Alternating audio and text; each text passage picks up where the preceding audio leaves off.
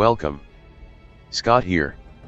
Here is a quick boss guide for the upcoming Intersecting wills, imagining the future featuring the returning Kadaj from Final Fantasy VII Advent Children. The event synergy units are Kadaj, Bartz, Cyan, Leo, Terra and Alphinaud. Kadaj FR and Burst will be making their debut along with his reworks and FR boards. All featured units will be getting their level 50 force enhancements. We will be fighting 2 Savage Drake, which has 350 million HP each. They do not have any major resistances. The turn requirement is 60. The HP requirements is 10,000. Before I continue further, here is a small disclaimer clause for the video. The guide is written based on the time that the event was released for the Japanese version. Please do note that it is possible that the boss fight mechanics might differ when the actual event is released in global. Like most other Shinryu fights, the boss gains increased brave damage and gain resistances at start of the fight and 79% HP threshold. Bringing a support like Iris, Setzer, Rosa, Queen, Braska, Rem, Yuna, Pernello, Charlotta, Aerith, Ramza, Fujin, Selpha, Deuce, or Siren that grants damage boosting aura will make your fight easier. As the boss gains substantial boost to their defenses with the auras, it is important to inflict debuffs that lower their defenses. On the screen, I have listed down the examples of the key utility that you can consider for this fight. As the common trend among recent events, the fight has simple mechanics to dealt with. The boss has a basic rotation of using Thunder Breath, an AoE Brave attack and a generic melee Brave attack. When its HP drops to 69%, 39%, and 19%, the boss will go into a charge stance where it will battery the party with 250% of its own max Brave. Immediately after that, the boss will use Poisonic Ray, an AoE Magic Brave plus HP attack that will inflict some minor debuffs. To cancel the boss force time, you need to meet either one of the following conditions. 1. Use a FR that can inflict a debuff or 2. Have a stacking debuff on the boss and use a FR. For the first option, there are plenty available. You can consider using Kadaj, Sephiroth, Shantato, Zidane, Pain, Arania, Jilnabate, or General Leo. For stacking debuff, you can consider Kadaj, Seymour, Kurasame, Neon, Yuri, Seven, Sync or Edward. Overall, this is an easy fight. As long as you have means of controlling the brave gains, you can go with the standard launch, delay, and follow-up strategy.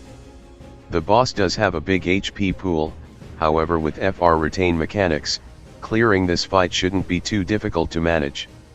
You can cheese the fight with the infamous ult Quina or Adaroth combo with Brave Floor or a call like Ursula or Yang with Setzer or Raijin LDCA, while carrying a bronze Kadaj. As we are no longer have Lufania plus fights, the boss guide will be focused primarily on Shinryu fights. In Shinryu, you need to understand the effects gained by the boss as the force gauge build up, its force ability and its force time effect. As your party has low force levels, it is highly certain that the boss force gauge will build up faster than yours. To have a better understanding on the basics of the force gauge mechanics and Shinryu fights, I have done a video explaining the mechanics. I have included the link to the video under the comments and video description for your quick reference. Throughout the fight, the boss will also gain 4% charge rate up when your party members act. All your party brave damage will be reduced by 50% as well. When the gauge reaches 50% and above, the boss gains an aura raises the boss party attack, defense, and brave damage by 50%.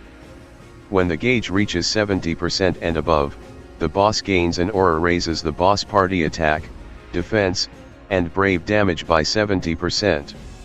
The boss force gauge will build up faster as its HP is lowered. You can refer to the table on the screen for the percentages. At the 100% threshold, the boss will use its force ability, Thunder Breath ++ where it will resets its break status, Brave gain for the party that scales off 250% of its max Brave, followed by an AoE magic HP attack.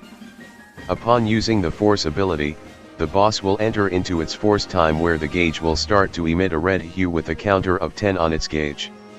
When the force time is activated, the boss will gain the following enhancements. Your party brave damage will be further reduced by another 90%. To deal the boss force weakness which remove the boss force time, you need to meet either one of the following conditions. 1. Use a FR that inflicts a debuff, or 2. Have a stacking debuff active on the boss and use FR. You can refer to the screen for examples of the options available. Now, let us go through the fight key mechanics. Like the recent battles, fight features minimal mechanics. The boss has a standard basic rotation where it rotates between Thunder Breath and a generic melee brave attack. Thunder Breath is an AoE magic brave attack. If its brave is high, it will use Tail Hammer HP attack. When the boss HP drop to 69%, 39%, and the 19% HP thresholds, the boss will go into its charge stance where it will battery the party with 250% of its max brave. Afterwards, it will unleash Poisonic Ray. Poisonic Ray is an AoE magic brave plus HP attack, with its brave hits hit randomly while inflicting 10 turn 30% attack down and poison debuff on your party. The boss will not get into its charge stance during your summon or burst phase. However, once you have exited from the summon or burst phase, the boss will immediately use the charge to Poisonic Ray combo back to back.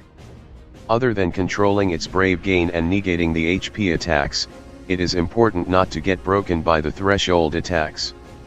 There are a lot of methods in doing this fight.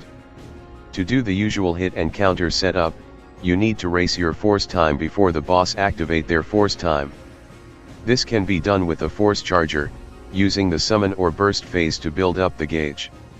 The second method is the turn disable method where you stun lock the bosses and turn them into punching bags. The last method is the standard boss no turn strategy with launch, delay, and follow-up attacks. With the boss mechanics explained, let us proceed to the FR Burst Kit review for the returning Kadaj. Before I continue with the review of the featured FRBT unit, Kadaj, let me recap a bit on the utility for the other returning FR Burst unit, General Leo. General Leo is a single target specialist and offers the ever useful 2-turn delay utility with true HP damage. With his BT aura, he can also initiate follow-up attacks if his precision strike debuff is active on the target. Okay, let me continue with the main topic for this section.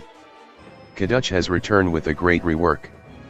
Application of his fixation debuff is now applied to all targets, so you do not have to worry on issue of switching targets anymore.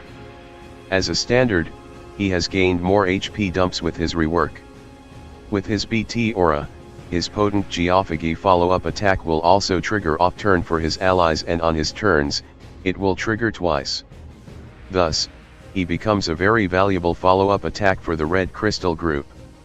His force ability is an AoE melee brave plus HP attack and applies 5 stacks of his fixation debuff to all targets for 4 turns. Let me cover on his force time conditions.